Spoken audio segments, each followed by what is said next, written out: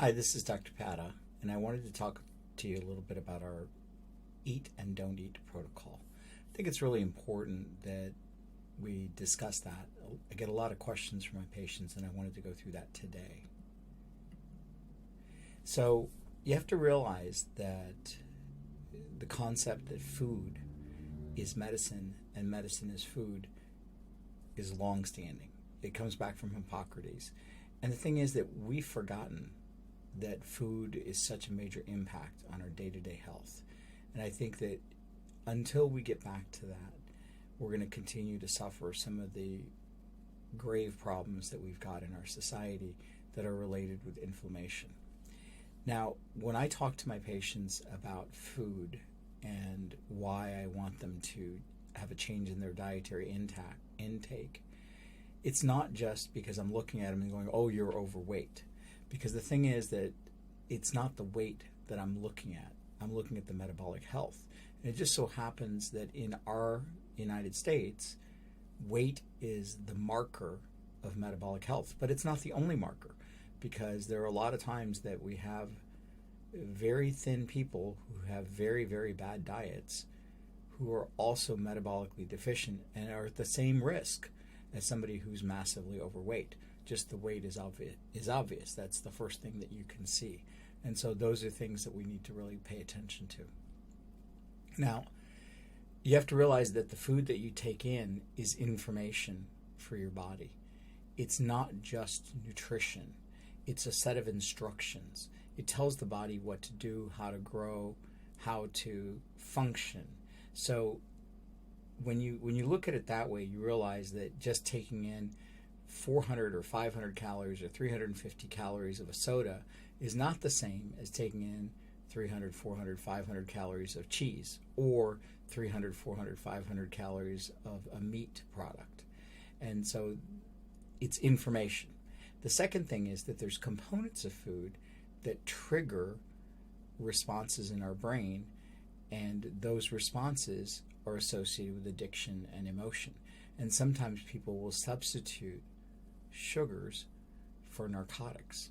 And sometimes when they can't get their pain medication or when they can't get something else and they're having an emotional issue, they'll substitute food for that. And it's a neurochemical response. And it has to do with something called the dopaminergic receptors in people's brains. When I characterize this for my patients, I want them to understand that food is really about nutrition. And they should really understand that food is to be eaten when you're truly hungry. It's not just because you're bored. And if you only eat food when you're truly hungry, and then you understand what being full is, it makes a huge, huge difference. And the other thing is realize that we're getting signals from the media, we're getting signals from the newspaper advertising, the television, the Facebook, all of these social media sources, and they constantly talk about food. And they obviously can't taste the food through the advertising, but what they do is they associate it with emotional trigger charges. And so patients will frequently get these emotional triggers that are unbelievable. And it's associated with the food that they're advertising. And they're advertising stuff that they can make money off of. And so frequently people talk about breakfast is the best meal of the day. And it could be that eating a good breakfast is a good thing as long as you're not overeating. And the other thing is that if you're eating a good breakfast and it doesn't have much carbohydrate in it, or none at all preferably, then you're probably not going to be hungry for a long time period. But if you eat a breakfast and you've got toast and cereal and juice and all of these other things that have sugars and carbohydrates, you're going to be hungry in 2 or 3 hours, and then you're going to eat snacks, and then you're going to have all kinds of other things that go on. So breakfast full of sugar is the best meal of the day for the cereal company, and it may be the best meal of the day for the food processors, but it's not the best meal of the day necessarily for you. You have to recognize that each patient is unique. And so what we do is we tailor our treatments, and we tailor our algorithm on how we're going to approach this to each individual patient. So you've probably been recommended to this video because I may have said to you, hey, go look at this video. And the reason is probably because I wanted to give you some general background. Now, what we've done probably is tailored a specific protocol for you. And that protocol obviously supersedes anything in this video. But this is just background information so you have a better idea of what things are headed to. The key element that you have to recognize is that this hormone that we call insulin is secreted in the presence or the anticipation of you taking in any kind of carbohydrate, any kind of sugar. And insulin sweeps the bloodstream of carbohydrates and sugars, but it sweeps them and removes them because these carbohydrates and sugars are toxic. And they cause glycation of our cells, and they cause glycation and rigidity in the cells, and they advance aging pretty quickly. How they do this, though, is that they're really fat storage hormones. So every time that you have a sugar, or even an artificial sugar, which has no calories in it, insulin is released. And as that insulin pumps out, it sweeps the bloodstream and shoves what sugar you have in your bloodstream into fat. And that can be a major problem. And the other thing is that underlying a lot of this behavioral issue of eating, there's a whole issue with gut health and gut microbiome. And anxiety and depression are resonant there. It's in your GI system that a lot of your anxiety emanates from. And so we have to observe that closely. And there are different medications that patients are on that can have a major impact on their blood sugars. And one of the other things is that if you make rapid changes, you can get very significant changes in your potassium and your sodium in your bloodstream, and that can cause cardiac issues, and it can change the rhythm in your heart. So all of these things are relevant, and we tailor our protocol to each individual patient. So just because you're watching this brief discussion doesn't mean that you have all the information that you need. It certainly is a good start. But really, this is just an overview, and I've probably sent you here just so that you can review this, and then we can discuss your protocol in greater detail. So I want my patients to practice something called hara hachibu.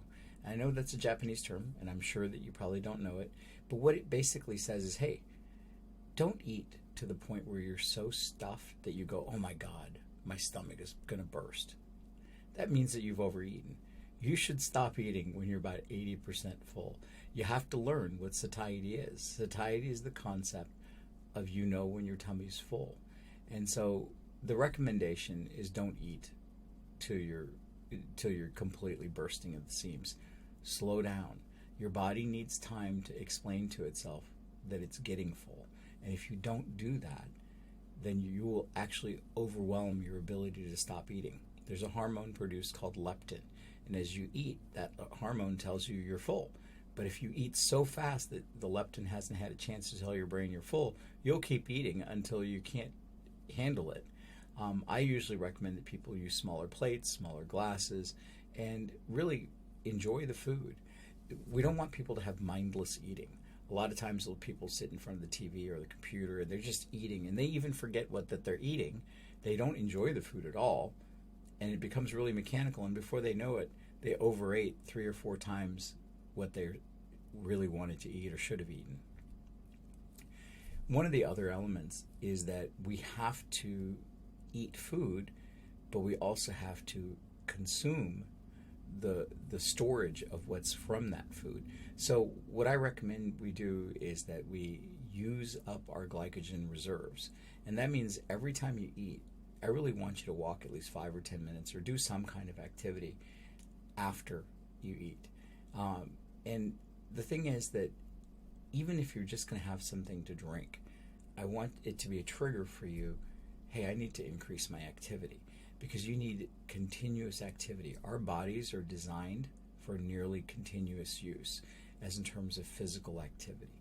And if we don't have that physical activity, we end up storing up glycogen, and we end up not utilizing our reserves, and that predisposes us to insulin resistance. which effectively is the slippery slope of prediabetes.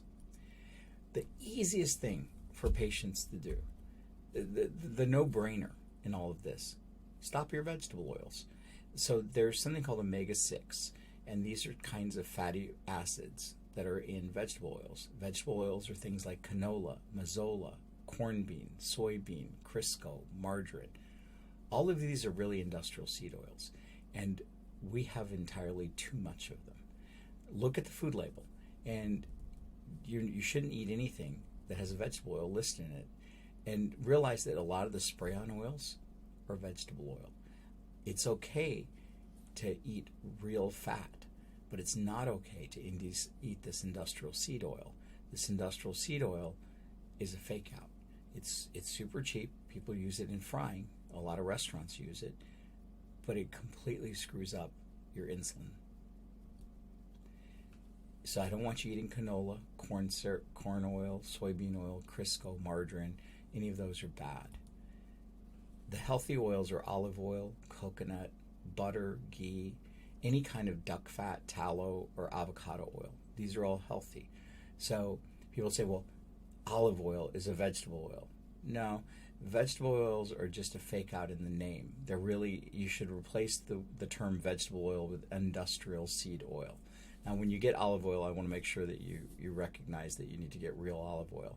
A lot of grocery stores will fake you out and give you vegetable oils that have been colored green. So you have to be careful with that. So you really need real olive oil. The second easiest thing is that I want people to eliminate their sugars and their artificial sweeteners. You know, the thing is, if you don't have any sugars and you don't have any artificial sweeteners, you'll immediately stop producing excess insulin. And little kids right now get the majority of their caloric intake through sugars, and that's horribly inappropriate. We want to get away from all of those excessive sugars, and what we call them is acellular carbohydrates. These are carbohydrates with no real beneficial value for us, and they're highly processed. And processed food and the addiction to processed food is a major problem in the United States. I also want to make sure that you've had good restorative sleep. It's really important to rest for at least about 7 hours of uninterrupted sleep every night. And that means really avoid blue light before you go to bed. I want to get away from TVs. I want to get away from phones. I want people to get away from their computers. And I want to restore their sleep. This helps reduce your morning cortisol. And if you can do that, it reduces your blood sugars. It also, if you've got adequate sleep, you really reduce the amount of snacking that you get. Supplements, certainly I use a ton of supplements just because I'm always experimenting on myself. So I'm not going to tell people not to use any supplements. But if there was one go-to supplement that I'd say, hey, this is probably beneficial for most patients. In general, I would tell them to take a fish or krill oil. It's about 4 to 6 grams a day. I know that the literature is controversial on this. Some people say it doesn't work at all. Some people say it's the best thing on earth. Most of the studies that were done on fish oil didn't use enough fish oil. So they said it wasn't really beneficial. That's because they didn't use enough. They used 1 or 2 grams. And I want my patients to use 4 to 6 grams of fish oil per day if they're an adult. Certainly you can add things like certain salts and certain amounts of magnesium, and people certainly use ketone supplements. But that's not where the majority of patients should be. The number one thing, if you're going to do a supplement, is make sure that you get enough fish or krill. And then when you get to your actual what are you going to eat, there's 2 protocols. There's the cleanse protocol and there's the live health protocol. The cleanse protocol is basically an all meat protocol because I'm going to have you eliminate all of your vegetables. The reason we would do that is that if you have severe metabolic inflammation, you likely have some form of issue with vegetables. You might have a phytate issue. You might have an oxalate issue. You might have a gluten issue. There's all kinds of issues that could be there. You might have a gut microbiome issue. I don't know what it is. And so the easiest way to do it is to eliminate everything and then bring back one vegetable group at a time after a few weeks. And that's called a cleanse protocol.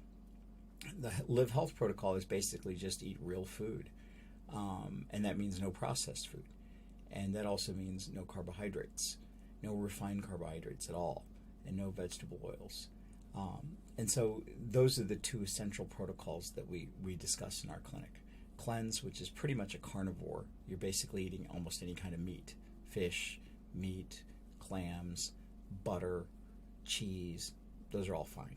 On the Live Health protocol, you're eating real food. So it's real natural food with real vegetables. So, and the cleanse protocol, I basically get patients to get to eating about twice a day. And so this is really kind of a function of time-restricted nutrition, because once you eat to the point where you're about 80% full and truly full, you won't want to snack every few hours. And that's what I'm trying to get you away from, is the snacking. We do this for about 4 to 6 weeks. In some patients, we do up to 12. It really depends on what autoimmune dysfunction they have and what other issues that they might have. And then we start bringing in vegetable groups one at a time. The Live Health protocol is basically eat real food. You can eat real meats, you can eat real eggs, you can eat real seeds and tree nuts. You can eat green leafy vegetables. You can have water, you can have coffee, you can have unsweetened tea. But notice something? There's no soda on either of these protocols. There's no artificial sugar on either of these protocols. What differentiates these two protocols, the cleanse is basically you're eating meat and not eating green leafy vegetables or other vegetables. And you might even be avoiding all the tree and seed nuts. And what we're trying to do is to figure out what you have a sensitivity to. But then once you get to the Live Health protocol, you get to add the green leafy vegetables, you get to add the seed and tree nuts.